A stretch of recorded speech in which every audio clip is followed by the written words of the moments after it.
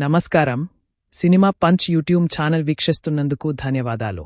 ఈరోజు మనం రివ్యూ చేయబోయే సినిమా తెరచాప. రీసెంట్ టైమ్స్లో వచ్చిన రా అండ్ రస్టిక్ విలేజ్ డ్రామాస్కి ఆడియన్స్ నుంచి మంచి రెస్పాన్స్ వస్తోంది.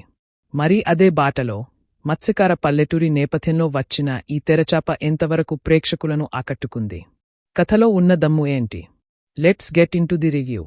కథ విషయానికి వస్తే, సముద్ర తీర ప్రాంతంలో అందరికీ ఆదర్శంగా ఉండే కాశీబాబు నాగమహేష్ అనుమానాస్పద స్థితిలో చనిపోతాడు. తండ్రి మరణాన్ని తట్టుకోలేని కొడుకు ఈశ్వర్ నవీన్ రాజ్ ఇది సాధారణ మరణం కాదు అని నమ్ముతాడు. తన తండ్రి చావు వెనుక ఉన్న నిజాలను వెలికితీసే క్రమంలో అతనికి ఎదురైన సవాళ్లు ఏంటి? ఆ ఊరి రాజకీయాలు అతడిని ఎలా ఇబ్బంది పెట్టాయి?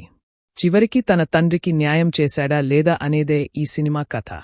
నటీనటుల విషయానికి వస్తే, హీరో నవీన్ రాజ్ తన మొదటి సినిమా అయిన చాలా సెటిల్డ్ పర్ఫార్మెన్స్ ఇచ్చాడు. మత్స్యకార యువకుడిగా అతని బాడీ లాంగ్వేజ్ బాగుంది. ఇక రాజీవ్ కనకాల తన అనుభవంతో కథలో ఇంటెన్సిటీని టెక్నికల్గా చూస్తే ఈ సినిమాకి అతిపెద్ద ప్లస్ పాయింట్ సినిమాటోగ్రఫీ. సముద్ర తీరాన్ని, ఆ పల్లెటూరి వాతావరణాన్ని కెమెరాలో చాలా నేచురల్గా చూపించారు. బ్యాక్గ్రౌండ్ స్కోర్ యాక్షన్ సీక్వెన్స్లలో ప్రాణం పోసింది. దర్శకుడు జోయెల్ జార్జ్ మత్స్యకారుల జీవితాల్లోని ఎమోషన్స్ని బాగా హ్యాండిల్ చేశారు. సినిమాలో ప్లస్ పాయింట్స్ అంటే, తండ్రి కొడుకుల సెంటిమెంట్ మరియు వాస్తవికతకు దగ్గరగా ఉండే సన్నివేశాలు. మైనస్ పాయింట్స్ విషయానికి వస్తే, అక్కడక్కడా కథనం నెమ్మదిగా సాగడం మరియు సెకండ్ హాఫ్లో వచ్చే కొన్ని రొటీన్ సీన్స్ సినిమా వేగాన్ని తగ్గేస్తాయి. చివరగా చెప్పాలంటే, తెరచాప ఒక నిజాయితీ గల ప్రయత్నం. కమర్షియల్ హంగుల కంటే కూడా భావోద్వేగాలకే ఎక్కువ ప్రాధాన్యత ఇచ్చారు.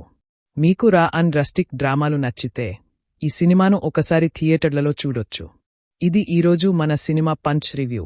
ఈ వీడియో మీకు నచ్చినట్లయితే లైక్ చేయండి, షేర్ చేయండి మరియు మరిన్ని అప్డేట్స్ కోసం మన ఛానల్ని సబ్స్క్రైబ్ చేసుకోండి. జై హింద్.